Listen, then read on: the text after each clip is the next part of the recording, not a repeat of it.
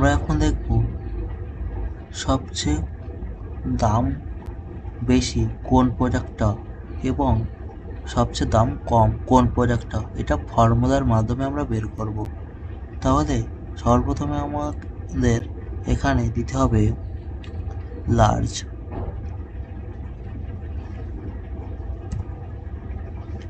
Large formula.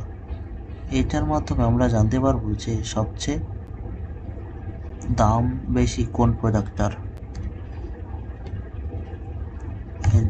Enter করতে দেখবো যে এই প্রোডাক্টটার দাম সবচেয়ে বেশি। আমাদের এখানে সবচেয়ে দাম বেশি এই প্রোডাক্টটার, টি শার্টটার দাম বেশি। দ্বিতীয়টায় আমরা দেখব সবচেয়ে দাম কম কোন প্রোডাক্টটার।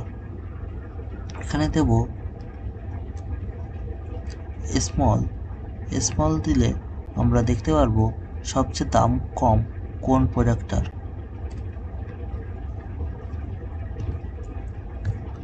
এখানে দেখতে পাচ্ছি 150 টাকা রয়েছে, এটা সবচেয়ে হেড, এটার দাম কম। এভাবে আমরা